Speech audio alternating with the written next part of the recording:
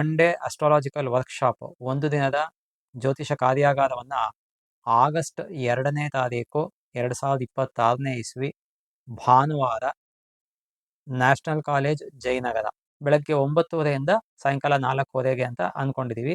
ಈ ಒಂದು ವಿಡಿಯೋ ಕೆಳಗಡೆ ಲಿಂಕ್ ಕೊಟ್ಟಿರ್ತಾರೆ, ಅದರೊಳಗೆ ಒಂದು ಗೂಗಲ್ ಫಾರಂ ಕೊಟ್ಟಿರ್ತಾರೆ. ಆ ಫಾರಮನ್ನು ಫಿಲಪ್ ಮಾಡಬೇಕು. ಕೇವಲ 800 ರೂಪಾಯಿ ಇಟ್ಟಿದ್ದೀವಿ ಒಬ್ಬೊಬ್ಬರಿಗೆ. ಅದನ್ನು ಕೊಟ್ಟು ನೀವು ರಿಜಿಸ್ಟರ್ ಮಾಡಿದ ಮೇಲೆ ಕನ್ಫರ್ಮ್ ಆಗತಕ್ಕಂಥದ್ದು. ಸರ್, ಸಾಮಾನ್ಯವಾಗಿ ಜ್ಯೋತಿಷ್ಶಾಸ್ತ್ರದಲ್ಲಿ ಜನ್ಮರಾಶಿ ಕುಂಡಲಿ ಹಾಗೂ ನವಾಂಶ ಕುಂಡಲಿಗಳನ್ನು ಕೇಳಿದ್ದೀವಿ. ಇದರ ಜೊತೆಗೆ ಬೇರೆ ಕುಂಡಲಿಗಳು ಇವೆಯಾ?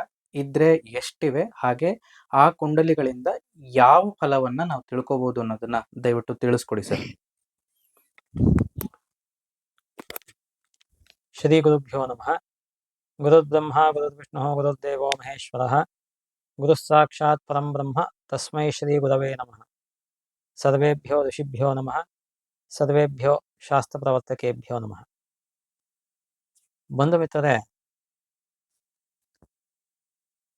30 ವರ್ಷಗಳಿಗಿಂತ ಜಾಸ್ತಿ ಆಯಿತು ಜ್ಯೋತಿಷ್ಯವನ್ನು ನಾನು ಶಾಸ್ತ್ರೋಕ್ತವಾಗಿ ಕಲಿಯೋದಕ್ಕೆ ಪ್ರಾರಂಭ ಮಾಡಿ.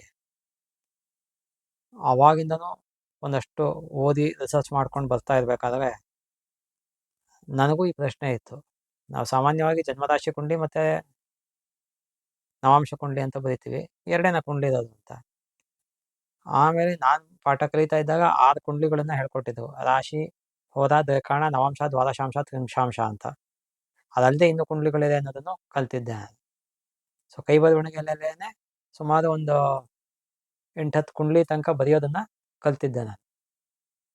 ಹೀಗೆ ರಿಸರ್ಚ್ ಮುಂದುವರಿಸ್ತಾ ಇರಬೇಕಾದಾಗ ಯಾವುದೋ ಒಂದು ಗ್ರಂಥದಲ್ಲಿ ಒಟ್ಟು ನಮಗೆ 20 ವರ್ಗಗಳಿಂದ ತಿಳಿಯುವ ಫಲ ಅಂತ ಹೆಡ್ಡಿಂಗ್ ಇತ್ತು.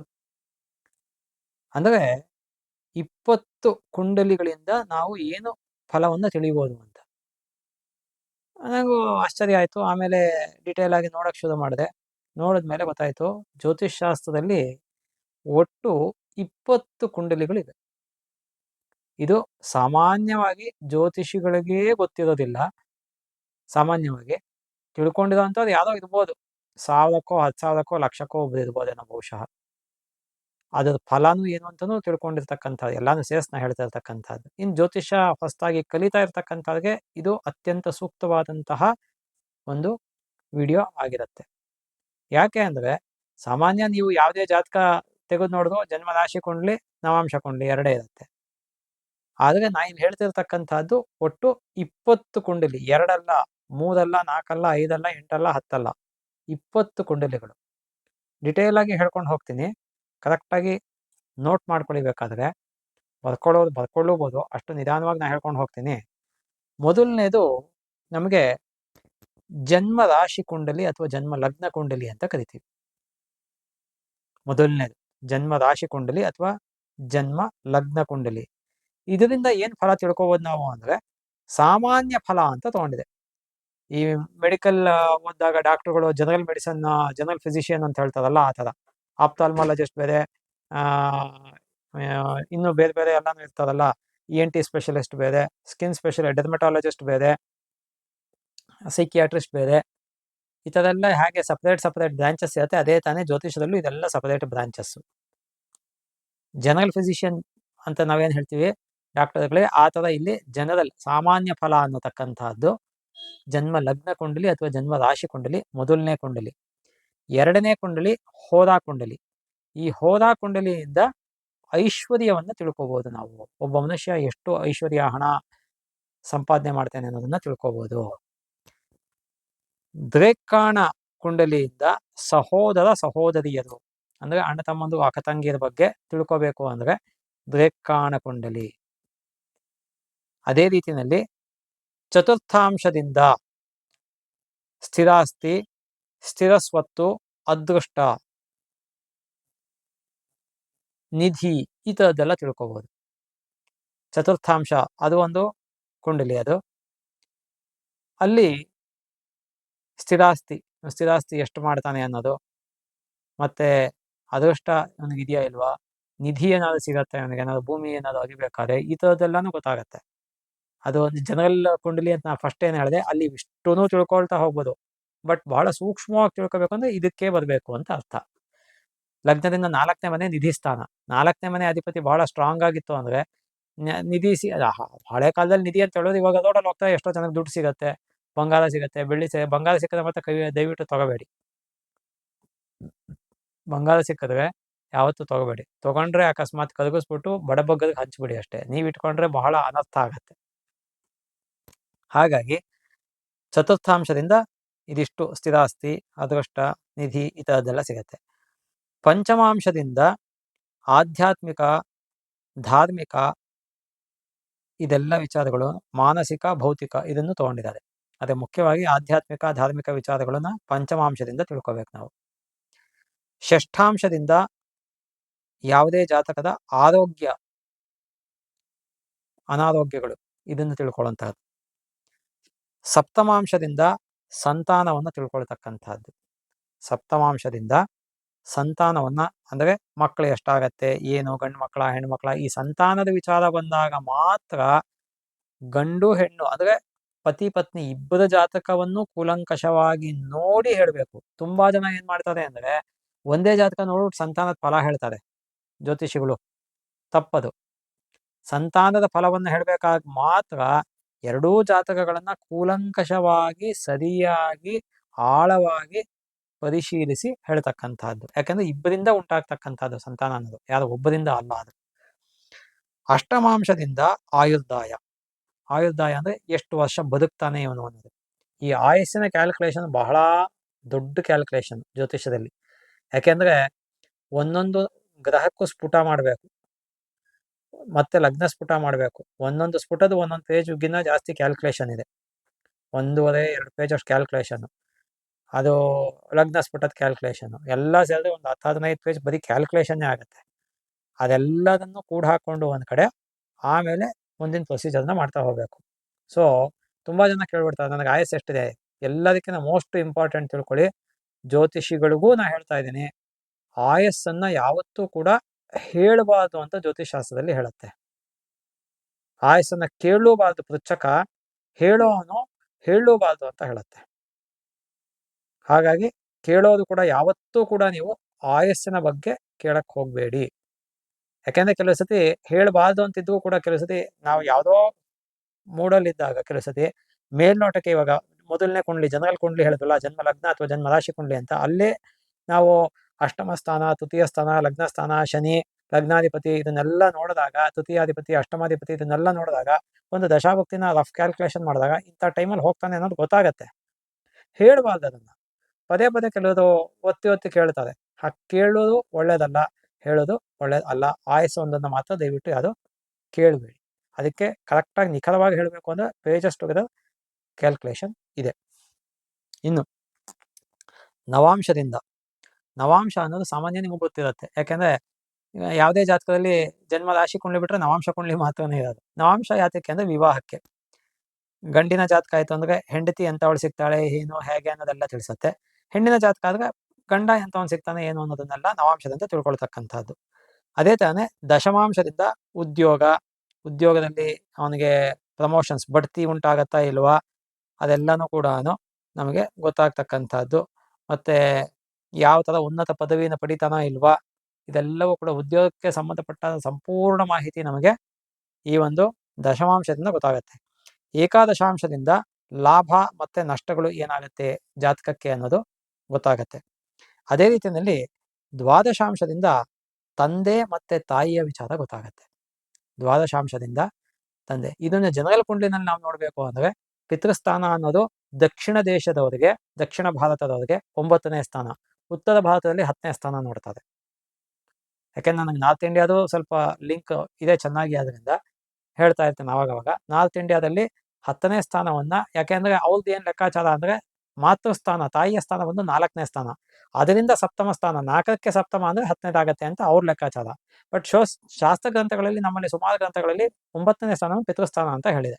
ಹಾಗಾಗಿ ನಾವು ಅದನ್ನ ಕನ್ಸಿಡರ್ ಮಾಡ್ತೀವಿ, ಅವರು 10ನೇ ಸ್ಥಾನವನ್ನು ಕನ್ಸಿಡರ್ ಮಾಡ್ತಾರೆ. ಅದು ದೇಶಾಚಾರಕ್ಕೆ ಬಿಟ್ಟಿರ್ತಕ್ಕಂಥದ್ದು. ಇಲ್ಲಿ ನಮಗೆ ದ್ವಾದಶಾಂಶದಿಂದ ತಂದೆ ತಾಯಿಯ ವಿಚಾರ ಗೊತ್ತಾಗತ್ತೆ ನಮಗೆ. ಷೋಡಶಾಂಶದಿಂದ ಸುಖ, ವಾಹನ, ನಮ್ಮ ಆಸೆಗಳು ಅದೆಲ್ಲ ಈಡೇರುತ್ತಾ ಇಲ್ವಾ ಅನ್ನೋದೆಲ್ಲ ಗೊತ್ತಾಗತ್ತೆ ಷೋಡಶಾಂಶದಿಂದ. ವಿಂಶಾಂಶದಿಂದ ನಮಗೆ ಉಪಾಸನೆ ಯಾವ ಥರ ಮಾಡ್ತಾನೆ ಅನ್ನೋದು ಗೊತ್ತಾಗತ್ತೆ, ಮತ್ತೆ ವಾಹನ ಯೋಗ ಅನ್ನೋದು ಗೊತ್ತಾಗತ್ತೆ ಅಂತ ಹೇಳಿದ್ದಾರೆ ಇಲ್ಲಿ. ವಿಂಶಾಂಶದಿಂದ ಉಪಾಸನೆ ಅಂದರೆ ಆಧ್ಯಾತ್ಮಿಕವಾಗಿ ಹೋಗ್ತಕ್ಕಂಥದ್ದು. ಇನ್ನು ಸಿದ್ಧಾಂಶದಿಂದ, ಸಿದ್ಧಾಂಶ ಅನ್ನೋದಕ್ಕೇನೆ ಚತುರ್ವಿಂಶಾಂಶ ಅಂತ ಕೂಡ ಕರೀತಾರೆ ಜ್ಯೋತಿಷ್ಯದಲ್ಲಿ.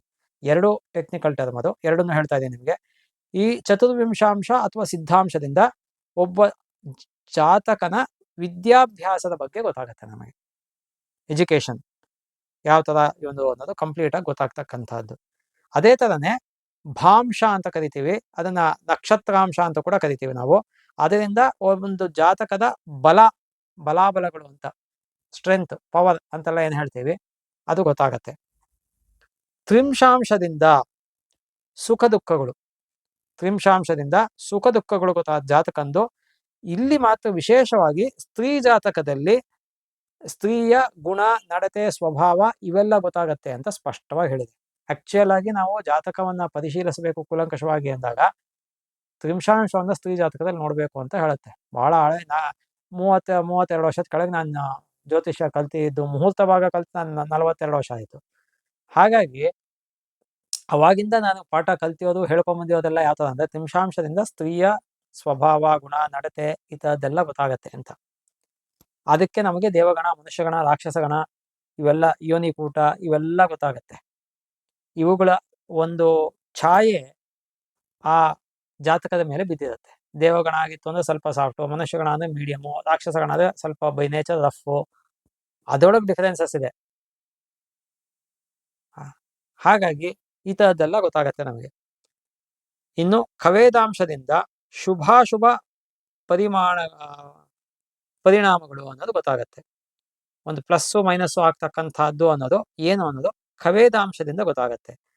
ಅಕ್ಷವೇದಾಂಶದಿಂದ ಗುಣ ಮತ್ತೆ ನಡತೆ ಇನ್ ಜನರಲ್, ಪುರುಷನ ಜಾತಕದಲ್ಲಿ, ಸ್ತ್ರೀ ಜಾತಕದಲ್ಲಿ ತ್ರಿಂಶಾಂಶದಿಂದ, ಪುರುಷ ಜಾತಕದಲ್ಲಿ ಗುಣ ಮತ್ತು ನಡತೆ ಅನ್ನೋದು ಅಕ್ಷವೇದಾಂಶದಿಂದ ಕೆಲವು ಸ್ತ್ರೀಯರಿಗೂ ಇದನ್ನ ತಗೊಳ್ತಾರೆ, ಗೊತ್ತಾಗತ್ತೆ. ಇನ್ನು 19 ಕುಂಡಲಿ ಆಯ್ತು ಇಷ್ಟೊತ್ತಿಗೆ ಅಕ್ಷವೇದಾಂಶ. 20ನೇ ಕುಂಡಲಿ ಷಷ್ಠಾಂಶ ಅಂತಾನೆ ತಗೊಂಡಿದ್ದಾರೆ ಇವರಲ್ಲಿ.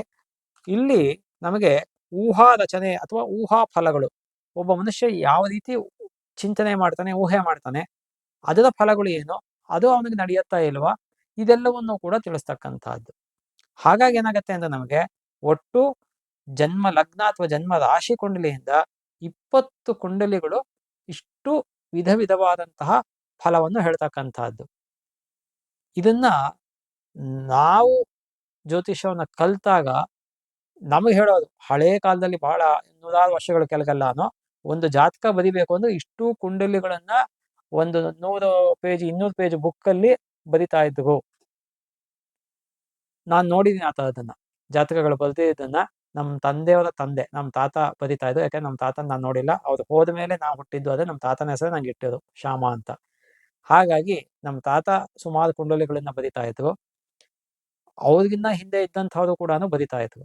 ಸೊ ಹಾಗಾಗಿ ಇವೆಲ್ಲವೂ ಕೂಡ ಒಂದು 100 ವರ್ಷಗಳ ಕೆಳಗೆ ಈ ಥರದ ಒಂದು ಜಾತಕನ ಈ ಥರ ಬರೆದು ಫಲ ಬರಿಬೇಕು ಅಂದ್ರೆ ಹೆಚ್ಚು ಕಮ್ಮಿ ಒಂದು 3 ತಿಂಗಳು ಬೇಕಾಗತ್ತೆ. ಒಂದು ಜಾತಕವನ್ನ ಕಂಪ್ಲೀಟ್ ಆಗಿ, ನಾನು ಕುಂಡ್ಲಿಗಳನ್ನ ಇಷ್ಟನ್ನ ಬರೆದಿಲ್ಲ ನಾನು. ಬಹಳ ಹಿಂದೆ ಒಂದು 20-25 ವರ್ಷದ ಕೆಳಗೆಲ್ಲ ಜಾತಕಗಳನ್ನ ಡೀಟೇಲ್ ಆಗಿ ಬರ್ಕೊಡ್ತಾ ಇದ್ದೆ ಕೈ ಬರವಣಿಗೆಯಲ್ಲಿ. ಬರೆದಾಗ 100 ಪೇಜ್ ಬುಕ್ ಫುಲ್ಲು ಬರ್ಕೊಡ್ತಾ ಇದ್ದೆ ಅವಾಗೆಲ್ಲ. ಇವಾಗ ಬರೆಯೋದು ಬಿಟ್ಬಿಟ್ಟಿದ್ದೀನಿ ಆ ಥರದೆಲ್ಲ. ಯಾಕಂದ್ರೆ ಒಂದು ಜಾತಕ ಬರೆಯೋಕ್ಕೆ ಆ ಥರದ್ದು 2 ತಿಂಗಳು ಬೇಕು ಹೆಚ್ಚು ಕಮ್ಮಿ. ಅವಾಗೆಲ್ಲ ಆವಾಗ ಸಮಾಜದಲ್ಲಿ ಇದ್ದಂಥ ಕೆಲವು ಗಣ್ಯ ವ್ಯಕ್ತಿಗಳು ಅಥವಾ ದೊಡ್ಡ ಮನುಷ್ಯರು ಅಂತ ಇದ್ದವರು ಬರ್ಸ್ಕೊಂಡಿದ್ದಾರೆ ಆ ಥರ. ಸೊ ಹಾಗಾಗಿ ಇಷ್ಟು ಕುಂಡಲಿಗಳು ಬೇಕಾಗತ್ತೆ, ಅದಕ್ಕೆ ಫಲ ಬರೀಬೇಕಾಗತ್ತೆ. ಅದೆಲ್ಲ ಬರಿಬೇಕಾದ್ರೆ 3 ರಿಂದ 6 ತಿಂಗಳು ತನಕ ಒಂದು ಜಾತಕ ಬರೆಯೋದಕ್ಕೆ ಬೇಕಾಗತ್ತೆ. ಇದರೊಳಗೆ ನೀವು ಅರ್ಥ ಮಾಡ್ಕೊಳ್ಳಿ, ಜಾತಕ ಅನ್ನೋದು ಸುಮ್ಮನೆ ಅಲ್ಲ. ಒಂದು ಜಾತಕನ ನಾವು ಅನಲೈಸ್ ಮಾಡಬೇಕು, ವಿಶ್ಲೇಷಣೆ ಮಾಡಬೇಕು ಅಂದ್ರೆ ಇಷ್ಟೆಲ್ಲ ಇನ್ಫಾರ್ಮೇಶನ್ ಬೇಕು ನಮಗೆ. ಇವತ್ತು ಡಾಕ್ಟರ್ಗಳು ಸೂಕ್ಷ್ಮಾತಿ ಸೂಕ್ಷ್ಮವಾಗಿ ಕೆಲವು ಟೆಸ್ಟ್ಗಳನ್ನ ಮಾಡಿಸ್ತಾರೆ. MRI ಸ್ಕ್ಯಾನಿಂಗು, ಇನ್ನೊಂದು ಸ್ಕ್ಯಾನಿಂಗು, ಆ ಸ್ಕ್ಯಾನಿಂಗು, ಇದು ಅಂತೆಲ್ಲ, ಇನ್ನೇನೋ ಕಲ್ಚರ್ ಟೆಸ್ಟು, ಬ್ಲಡ್ ರಿಪೋರ್ಟು ಅಂತ. ಅದೇ ಥರನೇ ಜ್ಯೋತಿಷ್ಯದಲ್ಲೂ ಇದೆ. ಆದರೆ ತುಂಬಾ ಜನಕ್ಕೆ ಇದು ಗೊತ್ತಿರೋದು ಇಲ್ಲ, ಇದರ ಬಗ್ಗೆ ಫಲಗಳ ಬಗ್ಗೆನೂ ಕೂಡ ಗೊತ್ತಿರೋದಿಲ್ಲ. ಇದೇ ರೀತಿ ನಮಗೆ ದಶಾಭುಕ್ತಿನಲ್ಲೂ ಕೂಡ ಇದೆ. ದಶಾಭುಕ್ತಿನಲ್ಲಿ ನಾವು ಮುಂದಕ್ಕೆ ಯಾವಾಗಾದ್ರೂ ಬೇಕಾದ್ರೆ ಬಹಳ ಡಿಟೇಲ್ ಆಗಿ ಅದನ್ನ ವಿಡಿಯೋ ಮಾಡ್ತೀವಿ. ಬಹಳ ಸ್ಥೂಲವಾಗಿ ಹೇಳಬೇಕು ಅಂದ್ರೆ ದಶೆ, ಆ ದಶೆ ಭುಕ್ತಿ, ರವಿ ದಶೆ, ರವಿ ಭುಕ್ತಿ, ರವಿ ದಶೆ, ರವಿ ಭುಕ್ತಿ, ರವಿ ಅಂತರ್ಭುಕ್ತಿ, ರವಿ ದಶೆ, ರವಿ ಭುಕ್ತಿ, ರವಿ ಅಂತರ್ಭುಕ್ತಿ, ರವಿ ಸೂಕ್ಷ್ಮ ಭುಕ್ತಿ, ರವಿ ದಶೆ, ರವಿ ಭುಕ್ತಿ, ರವಿ ಅಂತರ್ಭುಕ್ತಿ, ರವಿ ಸೂಕ್ಷ್ಮ ಭುಕ್ತಿ, ರವಿ ಪ್ರಾಣ ಭುಕ್ತಿ. ಈ ತರ ಎಲ್ಲಾ ಗ್ರಹಗಳಿಗೂ ದಶಾ, ಭುಕ್ತಿ, ಅಂತರ್ಭುಕ್ತಿ, ಸೂಕ್ಷ್ಮ ಭುಕ್ತಿ, ಪ್ರಾಣ ಭುಕ್ತಿ ಇಲ್ಲಿ ತನಕ ಇದೆ. 20 ವರ್ಷ ಶುಕ್ರ ದಶೆಗೆ. ಶುಕ್ರ ದಶೆ ಪ್ರಾಣ ಭುಕ್ತಿ ತಗೊಂಡಾಗ ಒಂದು ವಾರ ನೆಕ್ಸ್ಟ್ 10 ದಿನದಲ್ಲಿ ಏನಾಗತ್ತೆ ಅನ್ನೋದು ಗೊತ್ತಾಗತ್ತೆ ನಮಗೆ, ನಿಖರವಾಗಿ ಗೊತ್ತಾಗತ್ತೆ. ಆ ಕ್ಯಾಲ್ಕುಲೇಷನ್ಸ್ ಕೈ ಬರವಣಿಗೆಯಲ್ಲಿ ಸೆವೆರಲ್ ಪೇಜಸ್, ಪುಟಗಳ ಗಟ್ಟಲೆ ಆಗತ್ತೆ ಅದೆಲ್ಲ. ಅದೇ ರೀತಿ ರವಿದಶೆಗೆ ನಾವು, ರವಿದಶೆ ಇರೋದೇ 6 ವರ್ಷ, ಅದಕ್ಕೆ ನಾವು ರವಿದಶೆ, ರವಿ ಭಕ್ತಿ, ರವಿ ಅಂತರ್ಭುಕ್ತಿ, ರವಿ ಸೂಕ್ಷ್ಮ ಭಕ್ತಿ, ರವಿ ಪ್ರಾಣ ಭಕ್ತಿ ಮಾಡ್ತು ಅಂದ್ರೆ ಎವ್ರಿ 4 hours 5 hours ನೆಕ್ಸ್ಟ್ ಏನಾಗುತ್ತೆ ಅನ್ನೋದು ಕೂಡ ಗೊತ್ತಾಗುತ್ತೆ. ದಶಾ ಭುಕ್ತಿಗೆ ಏನು ಫಲ ಇದೆ ಅದೇ ದಶಾ ಅಂತರ್ಭುಕ್ತಿಗೂ ಅದೇ ಫಲ, ಸೂಕ್ಷ್ಮ ಭುಕ್ತಿಗೂ ಅದೇ ಫಲ, ಪ್ರಾಣ ಭುಕ್ತಿಗೂ ಅದೇ ಫಲ ಅಂತ ಶಾಸ್ತ್ರ ಹೇಳುತ್ತೆ. ಇಷ್ಟೆಲ್ಲ ಇದೆ. ಒಂದು ತಿಳ್ಕೊಳ್ಳಿ, ಕರೆಕ್ಟಾಗಿ ಹೇಳ್ತೀನಿ, ಮೋಸ್ಟ್ ಇಂಪಾರ್ಟೆಂಟ್ ಶ್ಲೋಕ ಹೇಳ್ತೀನಿ ಇವಾಗ, ತಿಳ್ಕೊಂಡಿರಿ. ಲಕ್ಷಂತು ಚತುರೋ ವೇದ, ಲಕ್ಷಮೇಕಂತು ಭಾರತಂ, ಲಕ್ಷಂ ವ್ಯಾಕರಣಂ ಪ್ರೋಕ್ತಂ, ಚತುರ್ಲಕ್ಷಂತು ಜ್ಯೋತಿಷಂ ಅಂತ ಹೇಳುತ್ತೆ. ಲಕ್ಷಂತು ಚತುರೋ ವೇದ, 4 ವೇದಗಳದು 1 ಲಕ್ಷದಷ್ಟು ಬ್ರಾಂಚ್ಗಳು, ಶಾಖೆಗಳಿದ್ವು ಅಂತ ಹೇಳುತ್ತೆ ಶಾಸ್ತ್ರದಲ್ಲಿ, ನಮ್ಮ ಶಾಸ್ತ್ರದಲ್ಲಿ, ಜ್ಯೋತಿಷ್ ಶಾಸ್ತ್ರದಲ್ಲಿ. ಲಕ್ಷಮೇಕಂತು ಭಾರತಂ, ಮಹಾಭಾರತ 1 ಲಕ್ಷ ಶ್ಲೋಕ. ಲಕ್ಷಂ ವ್ಯಾಕರಣಂ ಪ್ರೋಕ್ತಂ, 1 ಲಕ್ಷ ಸೂತ್ರಗಳಲ್ಲಿ ವ್ಯಾಕರಣ ಇತ್ತು ಅಂತ ಶಾಸ್ತ್ರ ಗ್ರಂಥಗಳು ಹೇಳುತ್ತೆ. ವ್ಯಾಡಿ ಅನ್ನತಕ್ಕಂಥವನು ಮಹಾವೈಯಾಕರಣಿ, ಅವನು ಎಲ್ಲೋ ಒಂದ್ ಕಡೆ ಹೇಳ್ತಾರೆ ತುಂಬಾ ಇತ್ತು, ಅದನ್ನೆಲ್ಲಾನು ಇವತ್ತಿಗೆ ಕಂಡೆನ್ಸ್ ಮಾಡಿದೆ ಅಂತ. ಆದರೆ ಇವೆಲ್ಲ 1 ಲಕ್ಷ ಇದ್ರೆ ಚತುರ್ಲಕ್ಷಂತು ಜ್ಯೋತಿಷಂ, ಜ್ಯೋತಿಷ್ ಶಾಸ್ತ್ರ 4 ಲಕ್ಷ ಶ್ಲೋಕಗಳಲ್ಲಿ ಇರ್ತಕ್ಕಂಥದ್ದು. ಸಂಪೂರ್ಣ ಜ್ಯೋತಿಷ ಶಾಸ್ತ್ರ 4 ಲಕ್ಷ ಶ್ಲೋಕಗಳಲ್ಲಿ ಇರ್ತಕ್ಕಂಥದ್ದು. ಆದರೆ ಇವತ್ತು ನಮಗೆ ಉಪಲಬ್ಧ ಇರೋದು ಕೇವಲ 80,000ದಿಂದ 1 ಲಕ್ಷದ ಒಳಗೆ. ಅಂದ್ರೆ ಎಷ್ಟಾಯ್ತು? 20% ಆಯ್ತು. 80,000 ಅಂತ ಇಟ್ಕೊಂಡ್ರೆ 20% ನಮಗೆ ಅವೈಲಬಿಲಿಟಿ ಸೋರ್ಸ್ ಇರೋದು ಜ್ಯೋತಿಷ್ ಶಾಸ್ತ್ರದ ಮೂಲ ಗ್ರಂಥಗಳು. ಹಬ್ಬಬ್ಬ ಅಂದ್ರೆ 25% ಮ್ಯಾಕ್ಸಿಮಮ್. 80,000ದಿಂದ 1 ಲಕ್ಷ ಶ್ಲೋಕ ಅಂತ ಇಟ್ಕೊಂಡ್ರೆ, ಅದರೊಳಗೂ ಇನ್ನೂ ಎಷ್ಟೊಂದು ಪ್ರಿಂಟ್ ಆಗಿಲ್ಲ ಕೆಲವೆಲ್ಲ. ಹಾಗಾಗಿ ಈ 20% ಅಲ್ಲೇ ನಾವು ಎಷ್ಟೋ ಜ್ಯೋತಿಷನ ಆಳವಾಗಿ ಅಧ್ಯಯನ ಮಾಡಿ ಇಷ್ಟು ನಿಖರವಾಗಿ ಹೇಳ್ಬೋದು ಅಂದ್ರೆ, ಇನ್ನು ಅಷ್ಟೂ ಗ್ರಂಥಗಳು ಸಿಕ್ಕಿಬಿಟ್ರೆ ನಮಗೆ ಎಷ್ಟು ಹೇಳ್ಬೋದು. ಹಾಗಾಗಿ ನಾಡಿ ಶಾಸ್ತ್ರದಲ್ಲಿ ಗೊತ್ತಾಗತ್ತೆ ಕೆಲವು ಅಂತ ಹೇಳ್ತಾರೆ. ನಿಜಾನೂ ಹೌದು. ತಮಿಳ್ನಾಡುಗಳಲ್ಲಿ ಕುಂಭಕೋಣಮ್ಮು ಆ ಕಡೆ ಎಲ್ಲ ಕೆಲವು ಮಾಡುವಂಥವ್ರು ಇದ್ದಾರೆ. ಅದು ಗೊತ್ತಾಗತ್ತೆ. 12 ಅಧ್ಯಾಯ ಅಂತ ಬರುತ್ತೆ, ಅಲ್ಲೂ ಕೂಡ ನಮ್ಮಲ್ಲಿ 12 ಭಾವಗಳಿದ್ದಂಗೆ ಕೆಲವು ಸಿಗತ್ತೆ, ಕೆಲವು ಸಿಗಲ್ಲ ಅಂತ ಹೇಳ್ತಾರೆ. ಅವ್ರ ಅದೃಷ್ಟದ ಮೇಲೆ ಅಷ್ಟು ಸಿಗತ್ತೆ, ಅದು ಕೂಡ ಇದೆ. ಹಾಗೆ ಜ್ಯೋತಿಷ್ಯನೂ ಕೂಡ ಇಷ್ಟು ಡಿಟೇಲ್ ಆಗಿ 4 ಲಕ್ಷ ಶ್ಲೋಕಗಳಲ್ಲಿ ಇದೆ. ಆದರೆ ನಮ್ಗೆ ಇವತ್ತು ಉಪಲಬ್ಧ ಇರೋದು ಕೇವಲ ಒಂದು 20% ಅಷ್ಟು. ಹೆಚ್ಚು ಕಮ್ಮಿ ಜ್ಯೋತಿಷ್ ಶಾಸ್ತ್ರದಲ್ಲಿ ಎಷ್ಟು ಗ್ರಂಥಗಳು ಪ್ರಿಂಟ್ ಆಗಿ ಅವೈಲಬಲ್ ಇತ್ತು ಕಳೆದ 30 ವರ್ಷಗಳಿಂದ, ಅಷ್ಟೂ ಗ್ರಂಥಗಳು ನನ್ನ ಹತ್ರ ಇದೆ. ಹೆಚ್ಚು ಕಮ್ಮಿ ಅಷ್ಟನ್ನು ಅಧ್ಯಯನ ಮಾಡಿದ್ದೀನಿ. ಸಿದ್ಧಾಂತ ಭಾಗ ಒಂದು ಜಾಸ್ತಿ ಅಧ್ಯಯನ ನಾನು ಮಾಡಿಲ್ಲದೆ ಅದನ್ನು ಸ್ಪಷ್ಟವಾಗಿ ಮಾಡಿಲ್ಲ ಅಂತ ಹೇಳ್ತೀನಿ ನಾನು. ಸಿದ್ಧಾಂತ ಭಾಗ ಪಂಚಾಂಗ ಬರೆಯೋದನ್ನ ನಾನು ಕಲಿಯೋದಕ್ಕೆ ಹೋಗ್ತಾ ಇದ್ದೆ 30 ವರ್ಷದ ಕೆಳಗೆ. ಅವಾಗ ಅದನ್ನ ಕಂಪ್ಲೀಟ್ ಮಾಡ್ಕೊಳಕ್ ಹೋಗ್ಲಿಲ್ಲ ನಾನು. ಅವಾಗ ಸಂಹಿತಾ ಭಾಗ, ಹೋದಾ ಭಾಗನ ತುಂಬಾ ಚೆನ್ನಾಗಿ ಅಧ್ಯಯನ ಮಾಡ್ಕೊಂಡಿದ್ದೀನಿ ತಕ್ಕ ಮಟ್ಟಿಗೆ. ಯಾಕೆಂದ್ರೆ ಸುಮಾರು ಸಂಹಿತಾ ಗ್ರಂಥಗಳು ಇರೋದೆಲ್ಲ ಸಂಸ್ಕೃತದಲ್ಲೇ. ಸಾಮಾನ್ಯ ಜ್ಯೋತಿಷಿಗಳು ನೀವು ಯಾವ್ದನ್ನು ಕೇಳಿದ್ರು ಗೊತ್ತಿರೋದಿಲ್ಲ. ಯಾಕೆ ಅಂದ್ರೆ ಅದೆಲ್ಲ ಸಂಸ್ಕೃತ ಮೂಲ ಗ್ರಂಥಗಳಲ್ಲಿದೆ. ಕನ್ನಡದಲ್ಲಿ ನಿಮ್ಗೆ ಪ್ರಿಂಟೇ ಇಲ್ಲ ಅದು ಯಾವುದು. ಬೇರೆ ಯಾವ ಭಾಷೆಗಳಲ್ಲೂ ಲೋಕಲ್ ಲ್ಯಾಂಗ್ವೇಜ್ಗಳಲ್ಲಿಲ್ಲ, ಸಂಸ್ಕೃತ ಮೂಲದಲ್ಲಿ ಇದೆ ಅಷ್ಟೇ. ಅದು ಬಿಟ್ಟರೆ ಹೋರಾಶಾಸ್ತ್ರಕ್ಕೆ ಸಂಬಂಧಪಟ್ಟಿದ್ದು ಬೇಕಾದಷ್ಟು ಗ್ರಂಥಗಳಿದೆ.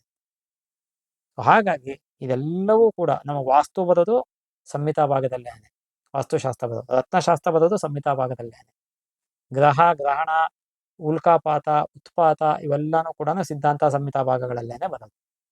ಹೋದಾ ಭಾಗದಲ್ಲೂ ಕೂಡ ನಮಗೆ ಪ್ರಶ್ನ ಮಾರ್ಗ ಅಂತ ಬೇರೆ ಇದೆ, ಮುಹೂರ್ತ ಭಾಗ ಅಂತ ಬೇರೆ ಇದೆ, ಜಾತಕ ಫಲ ಅಂತ. ಹೋದಾ ಭಾಗದಲ್ಲಿ ಮತ್ತೆ 3 ಭಾಗ: ಜಾತಕ ಫಲ, ಪ್ರಶ್ನಶಾಸ್ತ್ರ ಮತ್ತೆ ಮುಹೂರ್ತ ಶಾಸ್ತ್ರ. ಮುಹೂರ್ತ ಶಾಸ್ತ್ರನೇ ನಾನು ಮೊದಲು ನಮ್ಮ ತಂದೆಯಿಂದ ಅಧ್ಯಯನ ಮಾಡಿದ್ದು. ಹಾಗಾಗಿ ಮುಹೂರ್ತ ಶಾಸ್ತ್ರದ ತಕ್ಕ ಮಟ್ಟಿಗೆ ಚೆನ್ನಾಗಿ ಅಧ್ಯಯನ ಮಾಡಿದ್ದೀನಿ. ಇವತ್ತಿನ ಕಾಲದಲ್ಲಿ ಒಂದು ಎಕ್ಸ್ಪರ್ಟ್ ಅಂತಾರಲ್ಲ, ಆ ಲೆವೆಲ್ಗೆ ಅಧ್ಯಯನ ಮಾಡಿ, ನಾನೇನು ಎಕ್ಸ್ಪರ್ಟ್ ಅಂತ ನನಗೆ ಹೇಳ್ಕೊಳ್ತಿಲ್ಲ, ಆ ಲೆವೆಲ್ ಅಧ್ಯಯನ ಮಾಡಿದ್ದೀನಿ ನಾನು. ಸರಸ್ವತಿ ಅನುಗ್ರಹದಿಂದ ಅಷ್ಟು ತನಕ ಅಧ್ಯಯನ ಮಾಡಿದ್ದೀನಿ. ಹೆಚ್ಚು ಕಮ್ಮಿ ಸುಮಾರು ಗ್ರಂಥಗಳನ್ನು ಅಧ್ಯಯನ ಮಾಡಿದ್ದೀನಿ. ಮಾಡದೇ ಇರೋ ಗ್ರಂಥಗಳು ಇರ್ಬೋದು, ಇಲ್ಲ ಅಂತ ಹೇಳಿದ, ಅದು ನನಗೆ ಸಿಕ್ಕಿಲ್ಲ ಅಷ್ಟೇ. ಹಾಗಾಗಿ ಇಷ್ಟು ವಿಷಯಗಳನ್ನು ಇಟ್ಕೊಂಡಿರಿ. ಇದನ್ನ ಎಲ್ಲರಿಗೂ ಶೇರ್ ಮಾಡಿ. ಯಾಕೆಂದ್ರೆ ಇದು ವಿಶೇಷವಾದಂತಹ ಒಂದು ವಿಡಿಯೋ ಇದು. ಸಾಮಾನ್ಯವಾಗಿ ಜ್ಯೋತಿಷಿಗಳಿಗೆ ಗೊತ್ತಿರೋದಿಲ್ಲ ಅಂತ ನಾನು ಸ್ಪಷ್ಟವಾಗಿ ಫಸ್ಟೇ ಹೇಳಿದ್ದೀನಿ. ಇಷ್ಟು ಕುಂಡ್ಲಿ ಇದೆ ಅಂತಾನೆ ಗೊತ್ತಿರೋದಿಲ್ಲ, ಈ ಕುಂಡ್ಲಿಗಳಿಗೆ ಇಂತಿಂಥ ಫಲ ಅನ್ನೋದು ಎಷ್ಟೋ ಜನಕ್ಕೆ ಗೊತ್ತಿರೋದಿಲ್ಲ. ನಾವು ಹೀಗೆ ರಿಸರ್ಚ್ ಮಾಡಬೇಕಾ ಸಿಕ್ಕಿರ್ತಕ್ಕಂಥದ್ದು. ಹಾಗಾಗಿ ಈ ಸಿಕ್ಕಿರ್ತಕ್ಕಂತಹದ್ದು ಆಧಾರ ಗ್ರಂಥ ಕೂಡ ಹೇಳ್ತೀನಿ, ಲಲಿತ ಜ್ಯೋತಿಷ ಚಂದ್ರಿಕಾ ಅನ್ನತಕ್ಕಂತಹ ಗ್ರಂಥದಲ್ಲಿ ಹೇಳಿರ್ತಕ್ಕಂಥದ್ದು. ಹಾಗಾಗಿ ನಾನು ಏನು ಹೇಳಿದ್ರು ಕೂಡ ಬೇರೆ ಜನಗಳ ತರ ಅದೇನಂತಾರೆ ಲೂಸ್ ಸ್ಟಾಕ್ ಅಂತದಲ್ಲ, ಆ ತರ ಎಲ್ಲ ಇದು ಮಾಡಲ್ಲ. ಜನಗಳನ್ನ ತಪ್ಪು ದಾರಿಗೆ ಎಳೆಯೋದು ಇದು ಮಾಡೋದಲ್ಲ. ಪರ್ಫೆಕ್ಟ್ ಆಗಿ ನನಗೆ ತಿಳಿದಿದ್ರೆ ಕೂಲಂಕಷವಾಗಿ ಅಧ್ಯಯನ ಮಾಡಿ ಸಂಶೋಧನೆ ಮಾಡಿ ಸಮಾಜಕ್ಕೆ ಕೊಡ್ತೀನಿ. ಇದ್ರ ಮೇಲೆ ನಿಮ್ಗೆ ಏನಾದ್ರು ಪ್ರಶ್ನೆಗಳು ಸಂಶಯಗಳು ಇತ್ತು ಅಂದ್ರೆ ಧಾರಾಳವಾಗಿ ಬೆಳಗ್ಗೆ 9ರಿಂದ ರಾತ್ರಿ 7 ಒಳಗೆ ನನಗೆ ನೇರವಾಗಿ ಫೋನ್ ಮಾಡಿ ಕೇಳ್ಬೋದು. ಸರ್ವೇ ಸುಜನಾ ಸುಖಿನೋ ಭವಂತು, ಸಮಸ್ತ ಸನ್ಮಂಗಳಾನಿ ಭವಂತು.